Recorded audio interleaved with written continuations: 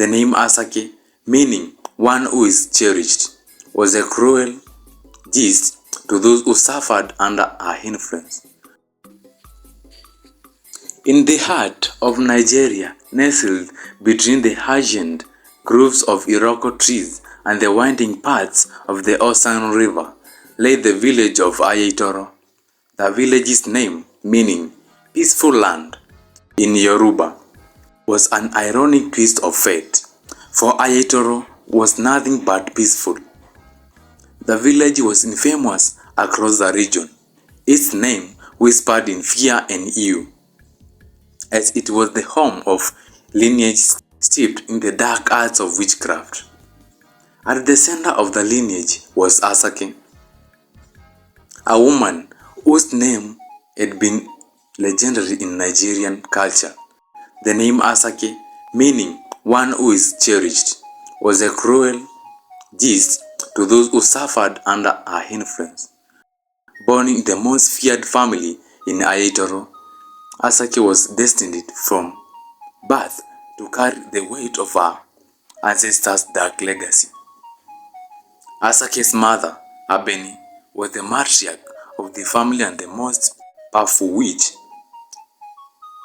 the village had ever known. Abeni's powers were the stuff of nightmares. She could summon storms, curse fields, and bring death with just a whisper. Yet, she carried herself with a grace and charm that belied the darkness within her, making her both revered and feared by the villagers. In Ayetoro, it was the custom of this caste lineage that the art of witchcraft be passed down from mother to daughter. It was believed that the power could only be inherited by a female child, and each generation the mother would initiate her daughter into the mysteries of their ancient craft.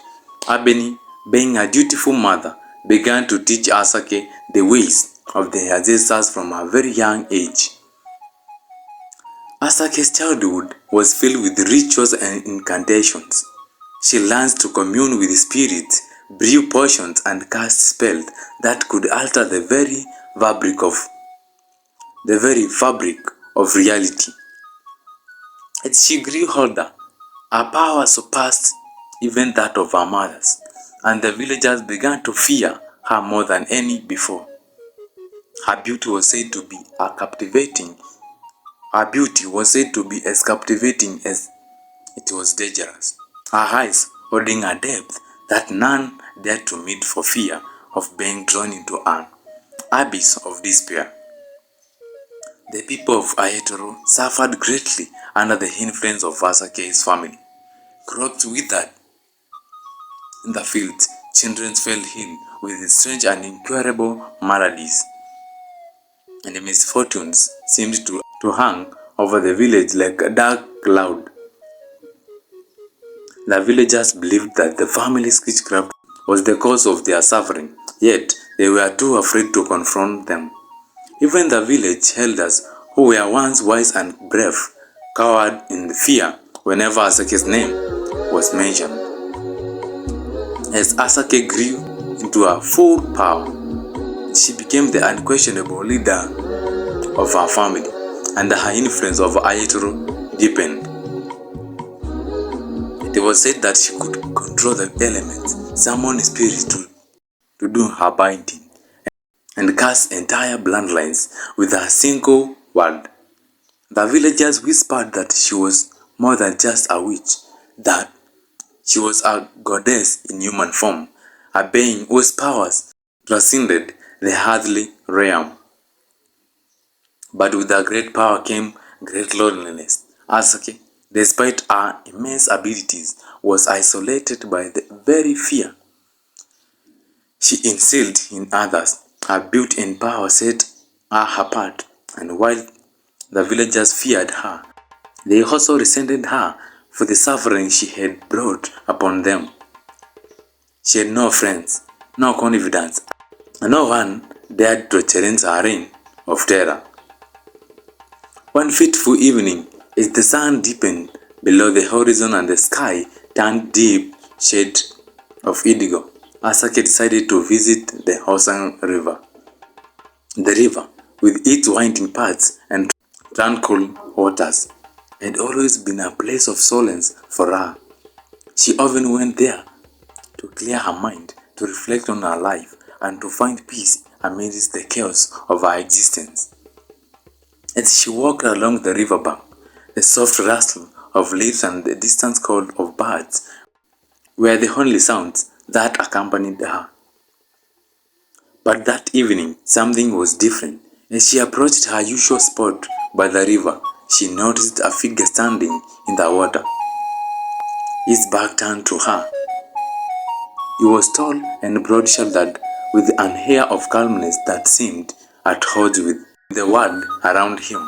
Asake, ever cautious, watched him from a distance, curious but wary.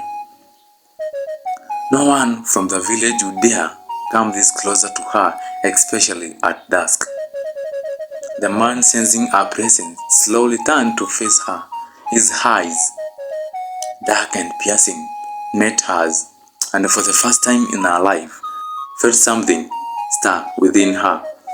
It wasn't fear or anger, but a sense of recognition, as if she had known this man all her life, though she was certain she had never seen him before.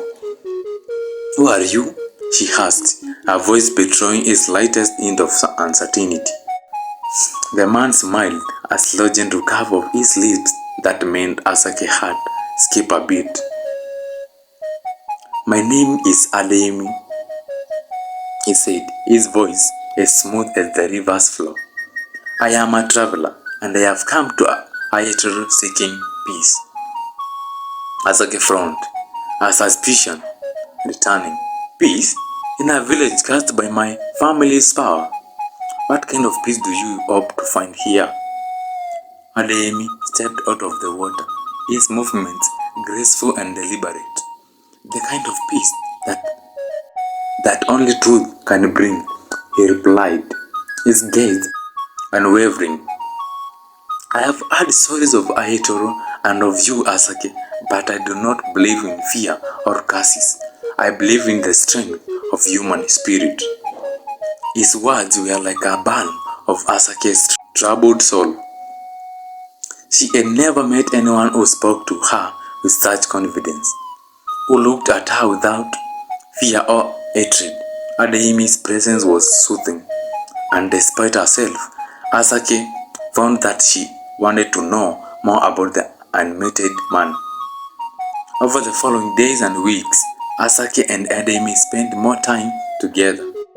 They would meet by the river, where they talked about life, the village, and the burden of Asake's power.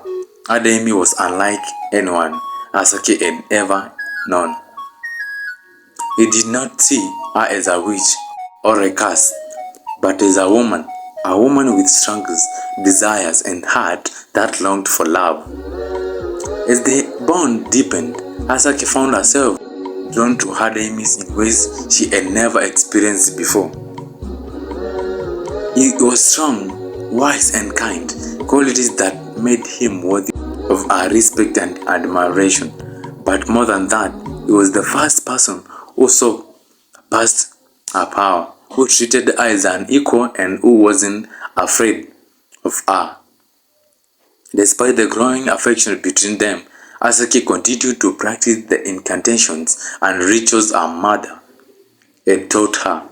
The heart of witchcraft had been ignited in her from birth, and it was as much as part of her as the blood in her veins. Each night, she would retreat to the secluded grove near her home, where she would perform the Haitian rites, calling upon the spirits of her ancestors, wavering spells that bound her to the legacy of her lineage.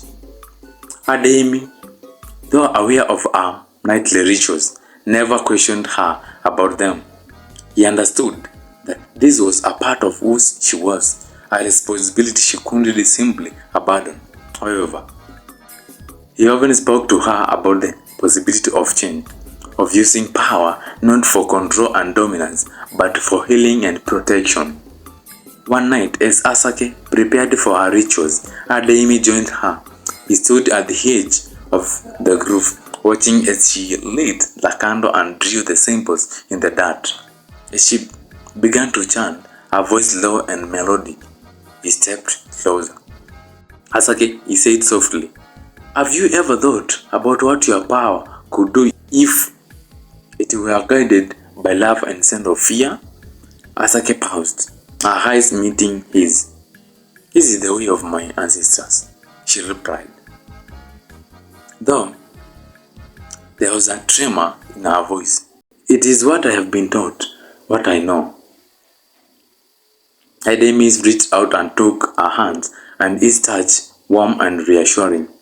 "Your ancestors lived in a different time, a time when fear ruled, but you have the power to change that, to create a legacy. You do not have to be bound by the past, Asake. You can be more." His words lingered in her mind long after he had left. That night, as she completed her rituals, she did so with a new purpose.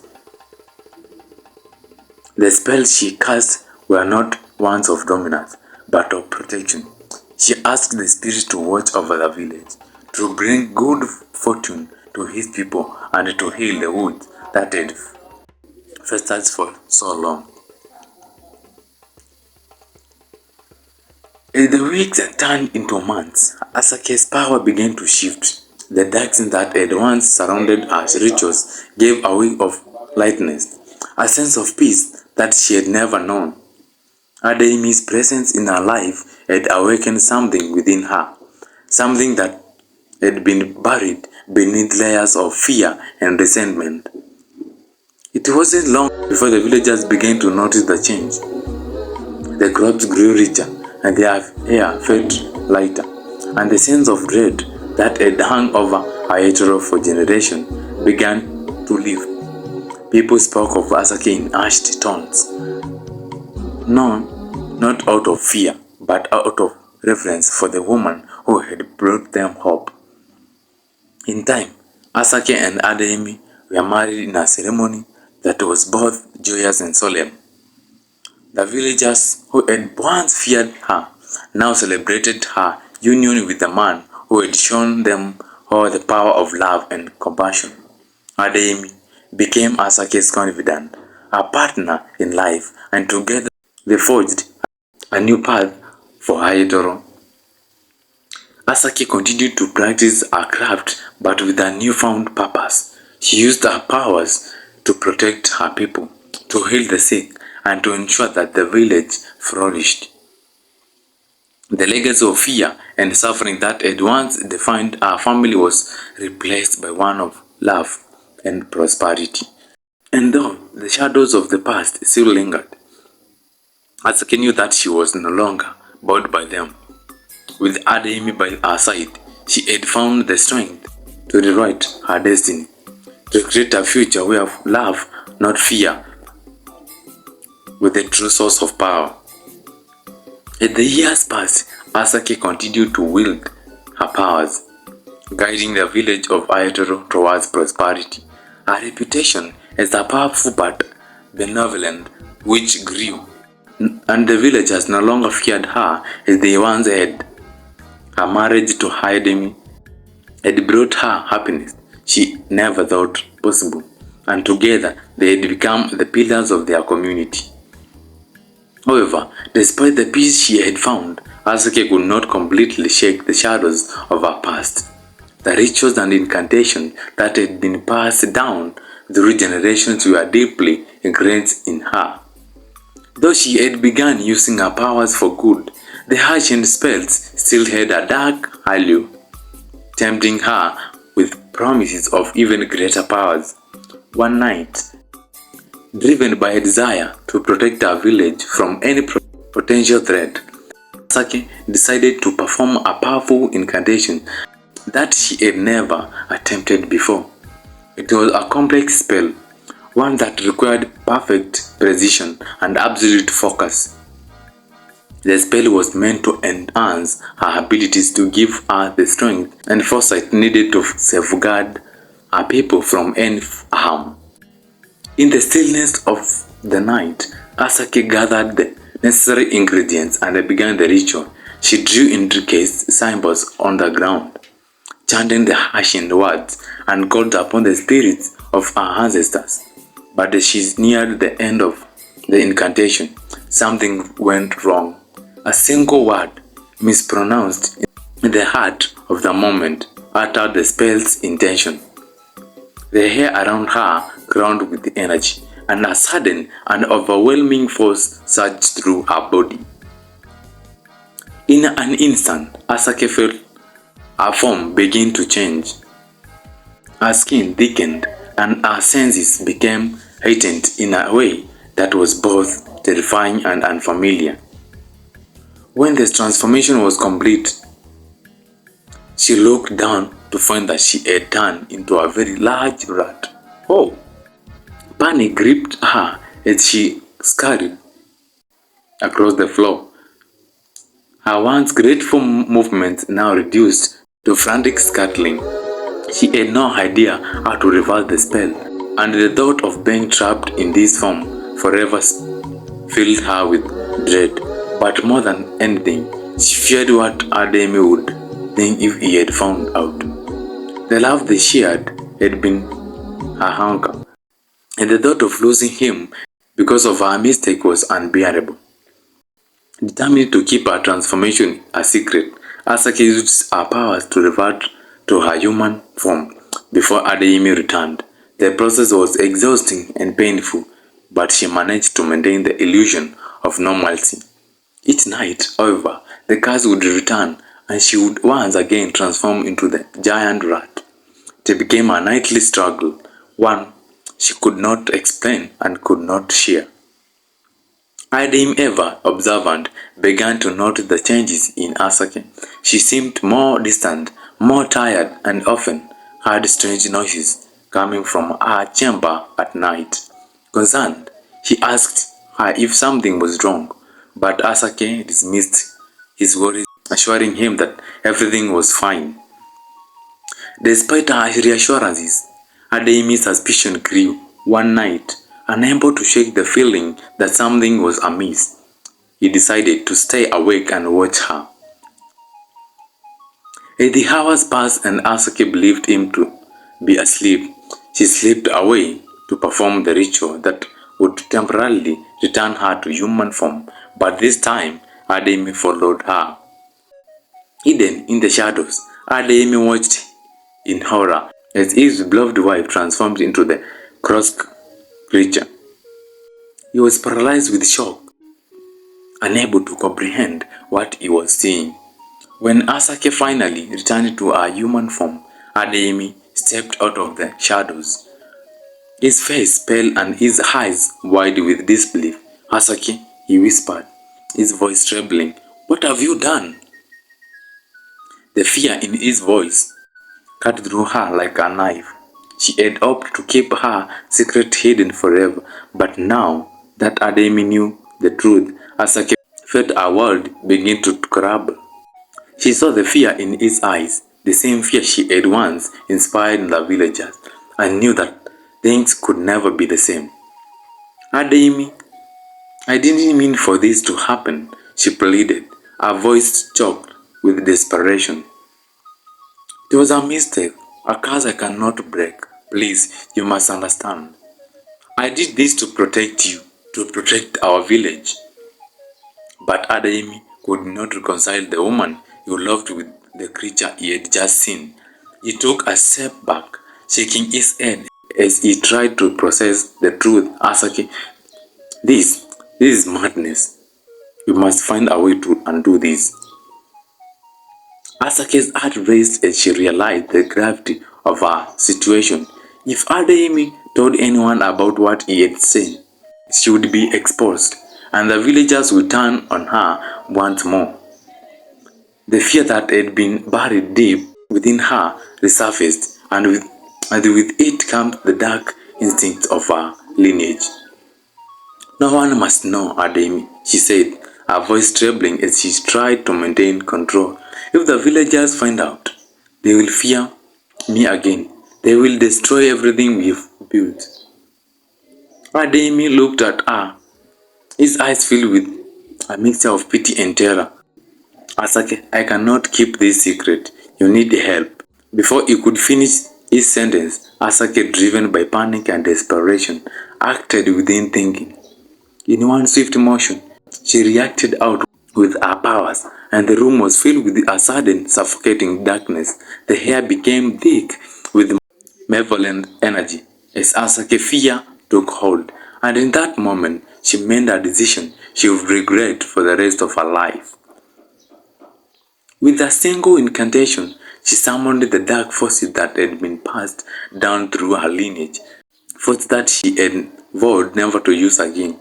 The shadows converged on Adeyemi, and before he could cry out, his life was snuffed out like a candle in the wind. The moment the deed was done, Asake fell to her knees, her hands trembling as she realized what she had done. Adeyemi, the man who had loved her, who had seen the good in her when no one else did, lay lifeless before her. The weight of her actions crushed her spirit, and she felt an overwhelming wave of grief and guilt wash over her. In killing Adeyemi, Asake had destroyed the one person who had ever truly understood her, the person who had made her believe that she could be more than just a witch. She had become the very thing she feared, a monster driven by fear and desperation. In the days that followed, Asake withdrew from the village, consumed by her sorrow and regret. The villagers noticed her absence, but none dared to approach her. Rumors began to spread, whispers of dark events that had taken place. Though no one knew her full truth, the once prosperous and beautiful and peaceful village of Aitoro fell back into a state of unease, as the shadow of Asake lineage loomed over it once more. Asake, now alone in the world, cursed herself for the choices she had made. She had killed the only man who had ever loved her, the man who had given her hope and a reason to change. And now she was left with nothing but her power and her guilt. Her fate far worse than the one she had feared. A few months after Adeyemi's burial, Asake continued to struggle with the weight of her grief and guilt. Her once lively and powerful demeanor had dulled, replaced by a quiet sorrow that she carried with her daily. The villagers noticed her change but kept their distance, fearful of what might happen if they approached her during the time of mourning. One evening, as Asake sat alone in her dimly lit home, she felt an unusual wave of dizziness wash over her. She had been feeling more tired than usual lately, often needing to rest throughout the day. She had once noticed other subtle changes, but her heartbeat had shifted, and she felt a constant low-grade nausea that she couldn't explain. At first, she attributed these symptoms to the overwhelming stress and sadness that had consumed her since Adeyemi's death. But as the days passed, Asake couldn't shake the feeling that something else was happening. Her body was charming in ways she couldn't ignore. Her once flat tummy now had a slit but unmistakable curve, and the clothes were beginning to feel tighter around her waist. The realization began to dawn on her slowly, almost too incredible to believe. One morning, as she prepared simple meal, Asake felt a sudden, sharp movement in her abdomen, a sensation she recognized instantly. Her hands trembling as she pressed them against her belly, feeling the find flirting within. Her heart pounded as the truth became understandable, undeniable. She was pregnant. The shock of this discovery hit her like a wave. She had not thought of it possible, especially given in turmoil and tragedy she had endured. But as she stood there, hands resting protectively over her growing belly, a mixture of emotion through her, emotion surged through her, joy, sorrow, fear, and hope all at once. Asaka realized that the life growing inside her was a part of Ademi, a final gift from the man she had loved so deeply and lost so tragically. Yet the realization was bittersweet. She would have to raise this child alone, without Ademi by her side to share in the joys and challenges of parenthood. The thought of it filled her with both dread and determination. As the months passed, Asake's pregnancy became more pronounced, and she prepared herself for the arrival of her daughter. She gathered herbs and made protective charms, drawing on the knowledge passed down through her lineage to ensure a safe birth. She spoke to her unborn child often, telling her stories of her father and the love they had shared, promising to protect and nurture her. Though the road ahead was filled with uncertainty, Asake found a new sense of purpose in the life she carried within her. She knew that she could have to be strong, not just for herself, but for her daughter, who could one day inherit the legacy of their family. And so, as Asake awaited the birth of her daughter, she resolved to face the future with courage and hope, determined to give her child the love and guidance that she would need to thrive in a world that had taken so much from them both. As, as news of Asake's pregnancy spread through the village of Aetoro, a wave of anxiety washed over the villages. Whispers filled the air about the child she would bear, a daughter destined to inherit the legacy of her mother's witchcraft. Many feared that the girl would grow up to wield the same dark powers that had once brought suffering upon them, reigniting the terror they had tried to forget.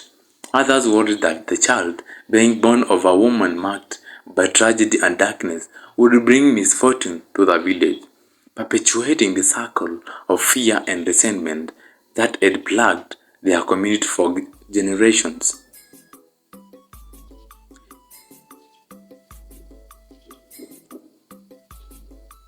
Perpetuating the cycle of fear that resentment that had plagued their community for generations.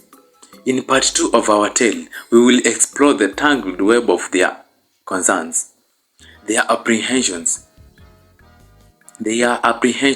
about the future, and the uncertainty of what my daughter's life might hold.